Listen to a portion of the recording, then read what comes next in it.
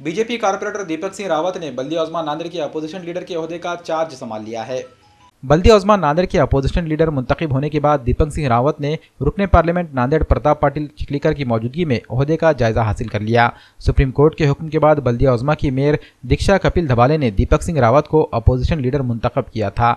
7 January को mayor दीक्षा कपिल धबाले ने दीपक सिंह रावत को अपोजिशन लीडर का तौसीकनामा सौंपा था। उसके बाद 21 दिन के बाद इन्होंने अपोजिशन लीडर के ओहदे का जायजा लिया। इस मौके पर रुकने पार्लियामेंट प्रताप पाटिल चिखलीकर ने दीपक सिंह रावत की गुलपोशी की और इन्हें मुबारकबाद पेश की। अपोजिशन लीडर दीपक सिंह रावत ने अज़्म का इजहार करते हुए कहा कि वो शहर की तरक्की के लिए काम करेंगे। इस मौके पर बीजेपी के शहर सदर परवीन साड़े के अलावा पार्टी के दीगर ओहदेदारान व कारकुनान मौजूद थे।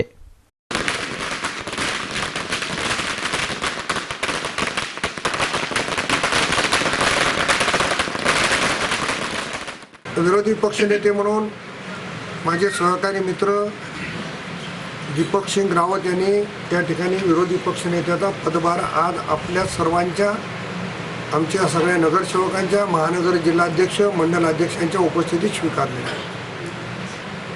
दीपक सिंह रावत एक डॅशिंग नेतृत्व आहे, त्यांना भारतीय जनता पक्षाचं पूर्ण पाठबळ आहे। आज आमची संख्या महापालिकेत कमी याची मला जाणीव आहे, पण भविष्यामध्ये महापालिकेवर भारतीय जनता पक्षाचा झेंडा फडकवण्यासाठी आमचा प्रयत्न राहणार आहे।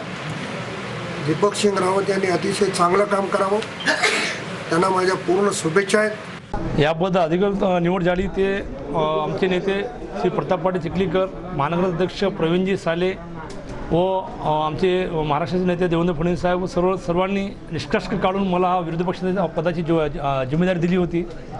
आणि 15 दिवस विधेच्या अगोदर माननीय महापौरांनी तसं मला पत्र बी दिलं होतं, पण आम्ही आमच्या 6 नगरसेवक त्यामध्ये आमचे मिलिंद देशमुख, गुफिले सर, राजू गोरे आणि गोगरेताई आम्ही असं प्रण घेतलं होतं की जोपर्यंत आमचे नेते आणि आमचे पदाधिकारी चेंबरला येणार नाही तोपर्यंत आम्ही पदभार स्वीकारणार नाही।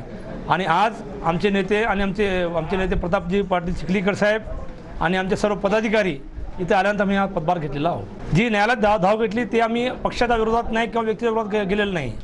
आम्ही महापौरानं जे महाराष्ट्र अधिनियम 1949 कलम 19 प्रमाणे त्याने निवड केली पाहिजे होती, पण महापौरानं त्या कलमाला बगल देऊन सभागृहात जे इलिगल तरीकेने नियमबाह्य पद्धतीने नियुक्ती दिली होती त्या संदर्भात आम्ही महापौर विरोधात कोर्टात दाद मागितली होती।